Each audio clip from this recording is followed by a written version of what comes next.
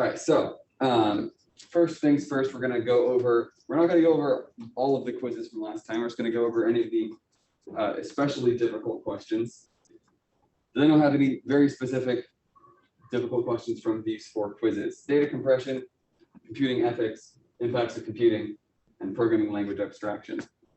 All right, were any of these topics not very clear or something that you'd like me to recap before we do our next thing? Can you do programming language abstraction? Absolutely. All right. So abstraction is when we take a concept and make it simpler to understand. Very, very essentially.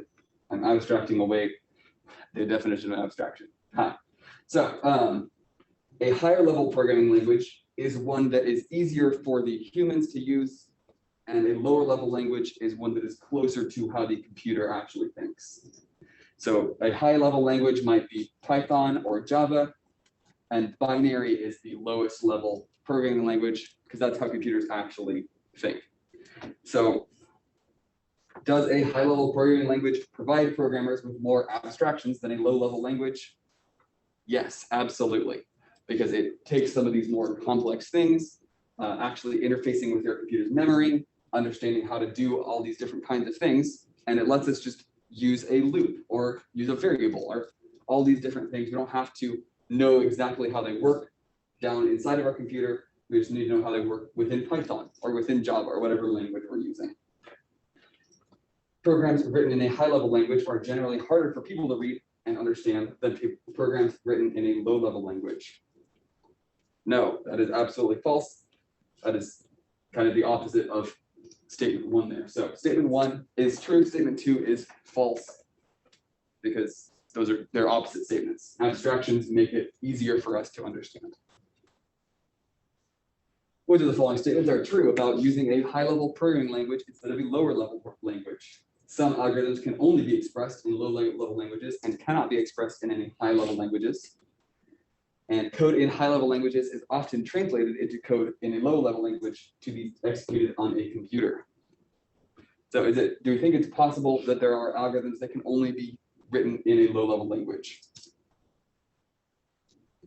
Maybe. I don't think so.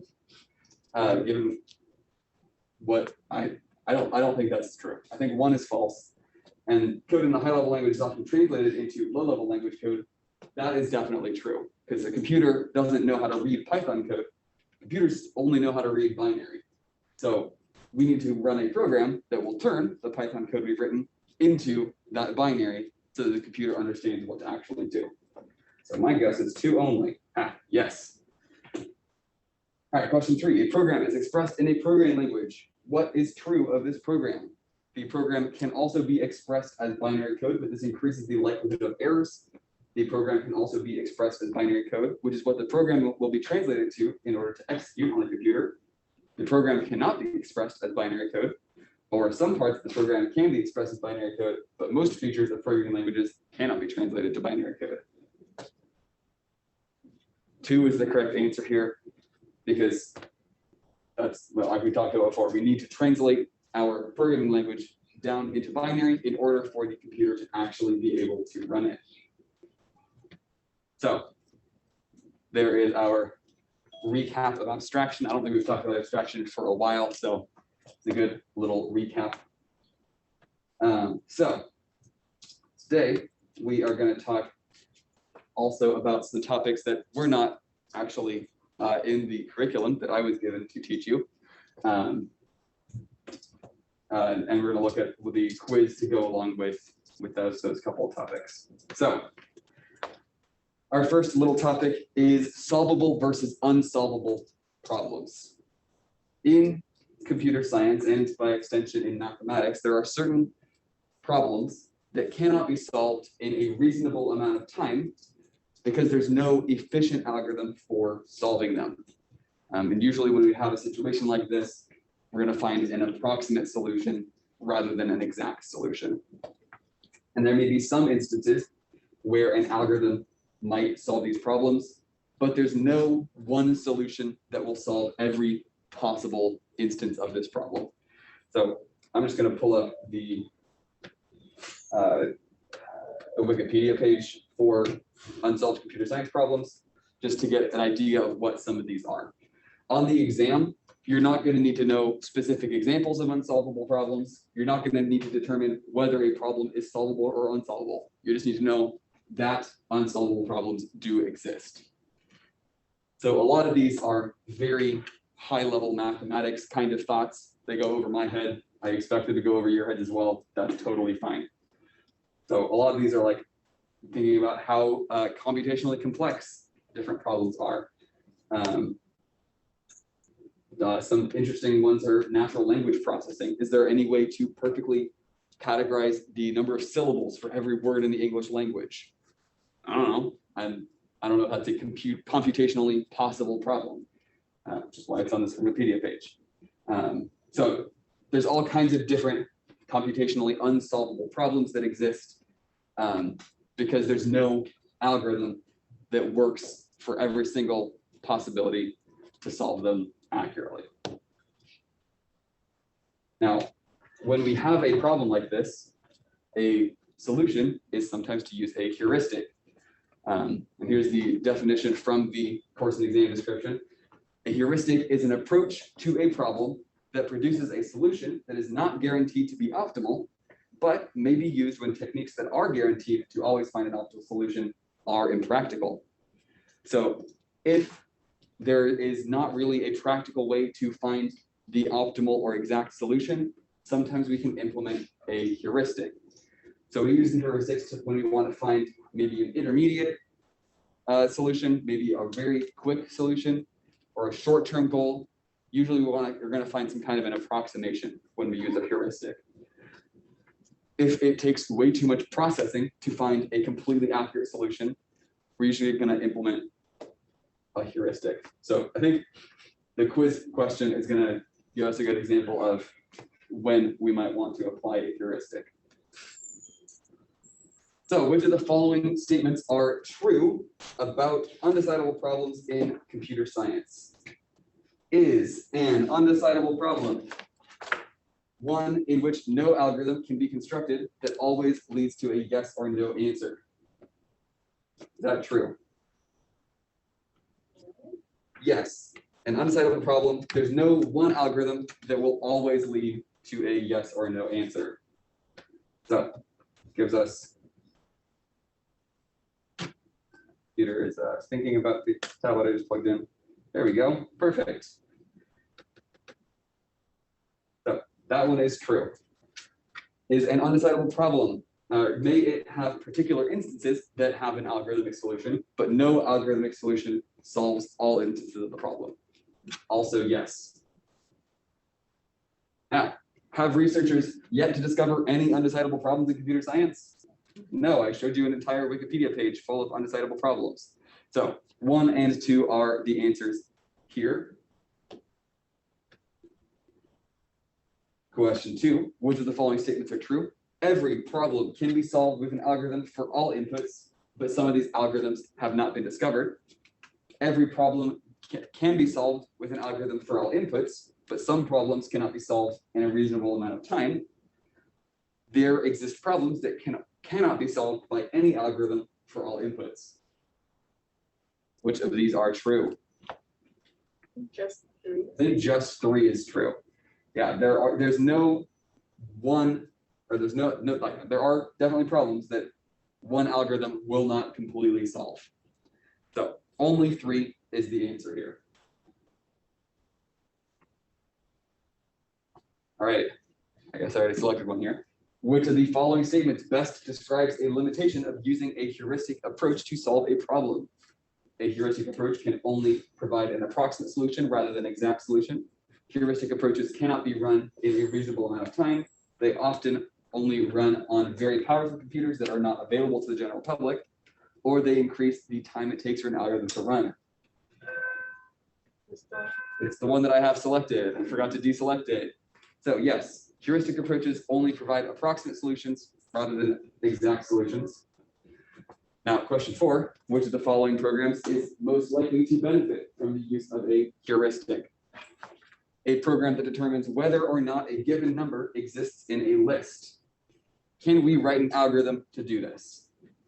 Yes, we can definitely write a regular algorithm to do this in any scenario of this list. So this is totally doable without the need for a heuristic. Do we need a heuristic for a program that sorts a list of numbers from least to greatest? No, there's all kinds of different algorithms to do this. We don't need a heuristic for that. We need a heuristic for a program that counts the number of characters in an essay. No, that's just a simple count of all the things in a thing. So that one, we don't need a heuristic. What about a program that computes the best move to play in a board game?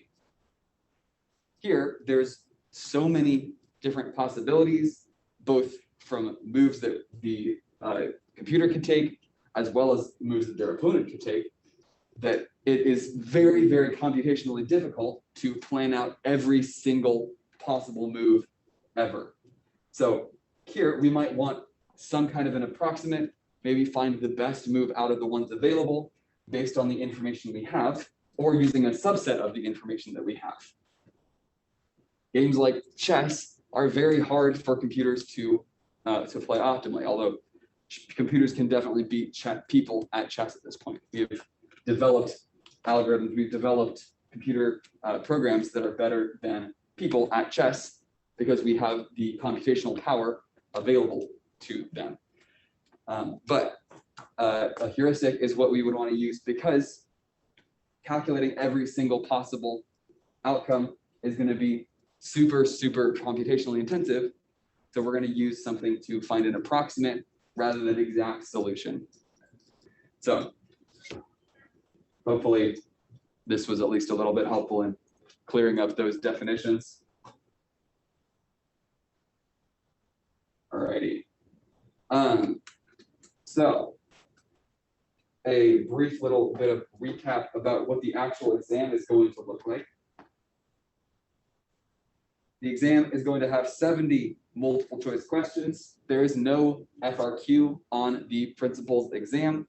Woo! You don't have to write any questions or write any answers, I suppose. All of the questions are multiple choice, 70 multiple choice questions, and you have 2 hours to accomplish them. So you have 2 full hours for 70 full questions, which means you have about 1.7 minutes per question. You have almost 2 minutes each question, which is a good amount of time. So feel free to take your time on your questions. There will be 57 single select, read the question, pick one answer. There you go. There will be 5 single select with a reading passage about a computing innovation. We're going to practice that in class today. And there are 8 multi-select questions where you'll read the question and it'll say you pick 2 or pick all that apply, something like that. So there will be 8 of those kinds of questions, but the majority of the quiz, or not quiz, exam will be single select multiple choice.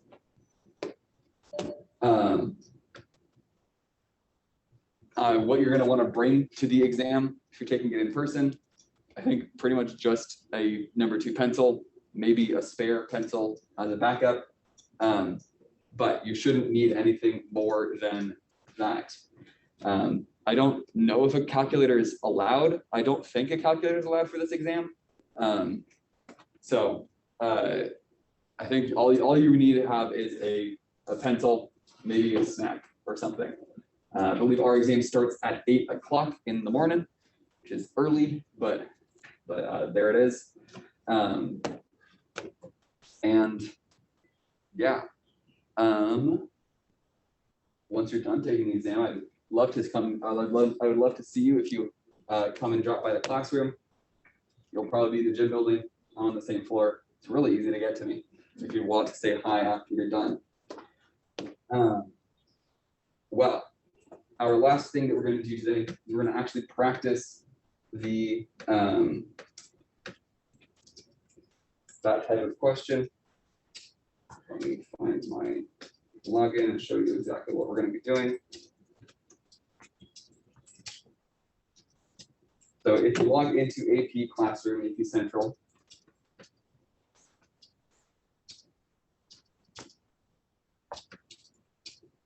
there should be an assessment called Example Reading Passage Questions, open and unlocked for you right now. It should be available. It requires you to have a lockdown browser, which I think should be installed on your iPads already, because it's required for other classes. At least that's what I was told last time. So if you don't have it on your computer, I would recommend just using your iPad, because you already had to have it on your iPad anyway. I don't know if it's on the lab computers. If it's not, use your iPad, I guess. But yeah, I will give us, say, about 10 minutes to accomplish this. There are 5 questions, and they're all tied to one single reading passage. So we will recommence class, let's say at 3:16. So I will give us until 3:16 to work on this quiz, this small assessment, just as a practice. This is not going to be graded. This is just practicing this style of question that you will definitely see on the exam. So I will pause my recording. All right, and we're back recording. So feedback was that it was fine, maybe a little subjective, good to know. That is, you'll see that kind of question, one chunk like that on the exam. I don't think I'm allowed to show it on Zoom because of rules with the College Board, so I can't go through it with you guys. So yeah.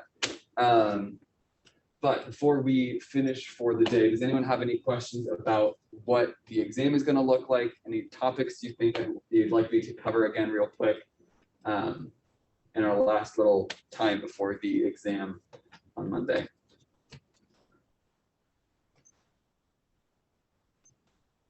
You said we only need to know binary to base 10 conversion and vice versa? Okay. You do not need to know hex for the exam.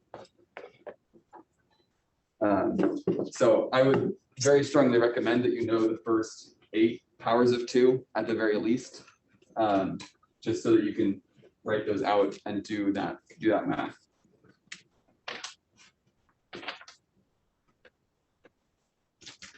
And I have lots of practice sets to practice. I don't think I'm allowed to assign them for homework. Like if I'm going to assign them, they have to be in class, which is why I did a small subset, because each of these is 70 questions long, which we can't do during 45-minute class time. So like if it were not lockdown browser required, I would. And if they had any practice other than that compiled by the College Board, I would absolutely unlock that. But I don't have access to it, I'm sorry. So there we have it. I'm sorry that this is I've got to follow the rules that I've been given.